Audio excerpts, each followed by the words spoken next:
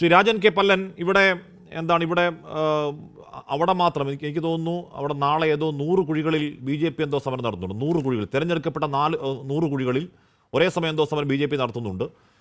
ഉറപ്പായും അതിൽ രാഷ്ട്രീയമുണ്ട്. നിങ്ങൾ നടത്തുന്ന സമരത്തിൽ രാഷ്ട്രീയമുണ്ട്, എല്ലാത്തിലും രാഷ്ട്രീയമുണ്ട്. പക്ഷേ അവിടെ കുഴികളുണ്ട്. ആ കുഴികൾ ഉള്ളതുകൊണ്ടാണല്ലോ അവിടെ പോയി സമരം നടത്താൻ പറ്റുന്നത്.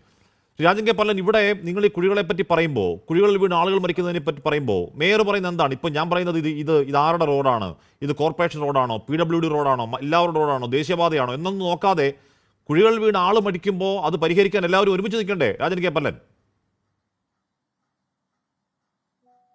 കശ്മീർ അതായത് ഇപ്പോൾ CPM-ന്റെ പ്രതിനിധി അഡ്വക്കേറ്റ് അനിൽകുമാർ പറഞ്ഞ എന്താ, ഇവിടെ മേയർ ചിരിക്കുന്നു എന്നല്ല ഞാൻ ഉദ്ദേശിച്ചത്. മേയർ PWD റോഡിലാണ് ഇന്ന് മരിച്ച ചെറുപ്പക്കാരൻ മരിച്ചത് എന്ന് കണ്ടപ്പോൾ അദ്ദേഹത്തിന് ആശ്വാസമായി. കാരണം കോർപ്പറേഷൻ റോഡല്ലല്ലോ, ആശ്വാസമായി. നേരെ മറിച്ച് അതുപോലെ തന്നെ കോർപ്പറേഷൻ റോഡുകളിലെ കുഴികളിൽ വീണ ആൾ മരിക്കുമ്പോൾ PWD ഉദ്യോഗസ്ഥർക്കും പൊതുമരാമത്ത് മന്ത്രിക്കും ആശ്വാസം വരുന്നു. ഇതാണ് ഞാൻ നേരത്തെ സൂചിപ്പിച്ചത്. ഞാനൊരു കാര്യം പറയട്ടെ, CPM-ന്റെ പ്രതിനിധി മറുപടി പറയണം. അതായത് പൽപ്പിനി എന്ന് പറയുന്ന ഒരു സ്ത്രീ കുഴിയിൽ വീണ് ആക്സിഡന്റ് പറ്റി ഇന്ന് 7 വാരിയലൊടിഞ്ഞ് 20 സ്റ്റിച്ച് തലയിലിട്ട് മെഡിക്കൽ കോളേജിൽ ചികിത്സയിലാണ്. നമ്മൾ എന്തു ചെയ്തു? അവരെ കുറ്റം കൊണ്ടല്ല, കുഴിയിൽ വീണ് ആക്സിഡന്റ് മരിച്ചതാണ്, അപകടം പറ്റിയതാണ്. അശ്വനി ഹോസ്പിറ്റലിലെ തോമസ് എന്ന് പറയുന്ന വിയൂര് ജയിൽ സൂപ്രണ്ടായിരുന്ന അദ്ദേഹം കുഴിയിൽ വീണ് ഇന്ന് ഹോസ്പിറ്റലിൽ അഡ്മിറ്റ് ചെയ്തിരിക്കുകയാണ്. അദ്ദേഹത്തിന്റെ ഭാര്യ ബീന ഇന്ന് അശ്വനി ഹോസ്പിറ്റലിൽ ശസ്ത്രക്രിയ കഴിഞ്ഞ് ഇരിക്കുകയാണ്. നമ്മൾ എന്ത് ചെയ്തു? ഗവൺമെന്റ് എന്ത് ചെയ്തു? പിന്നെ ഗുരുതരമായ പരിക്ക് പറ്റി സർജറി ചെയ്തുകൊണ്ടിരിക്കുകയാണ്. അതുപോലെ തന്നെ ശ്രീറാം വടക്കാഞ്ചേരിയിലുള്ള ക്ഷേത്രത്തിലെ മേൽശാന്തിയുടെ മകൻ ഇവിടെ തോളിൽ പൊട്ടി ഗുരുതരാവസ്ഥയിലിരിക്കുകയാണ്. ജൂബിലി മിഷൻ ഹോസ്പിറ്റലിലെ ഒരു കുഞ്ഞും അമ്മയും സ്കൂട്ടറിൽ പോകുമ്പോൾ ജൂബിലി ഹോസ്പിറ്റലിന്റെ മുമ്പിൽ വെച്ച് ആ വെടത്തെ കുഴിയിൽ വീണ് ഇപ്പൊ ജൂബിലി ഹോസ്പിറ്റലിൽ ചികിത്സയിൽ കഴിയുകയാണ്. ഇവർക്കൊക്കെ നമ്മൾ എന്താ ചെയ്തേ? എന്ത് കുറ്റമാണ് അവർ ചെയ്തത്? നമ്മൾ നൽകിയ കോർപ്പറേഷൻ നൽകിയ അല്ലെങ്കിൽ ഗവൺമെന്റ് നൽകിയ റോഡിൽ കൂടി നികുതി അടച്ച സ്കൂട്ടറിൽ യാത്ര ചെയ്താണോ കുറ്റം? ഞാൻ സമൂഹ മാധ്യമങ്ങളിലെ ഒരു തമാശ കണ്ടു. എന്താണെന്ന് അറിയാമോ? അവർ പറയുന്നത് ഇപ്പോൾ റോഡിലേക്ക് നടക്കാൻ ഇറങ്ങിയാൽ പട്ടി കടിക്കും, സ്കൂട്ടറിൽ കൂടി പോയാൽ കുഴിയിൽ വീണ ആൾ മരിക്കും, ഏതെങ്കിലും മഴയത്തൊരു കെട്ടിടത്തിൽ കയറി നിന്നാൽ കെട്ടിടം വീണ ആൾ മരിക്കും. എന്താ സ്ഥിതി, ഇന്നത്തെ സ്ഥിതി?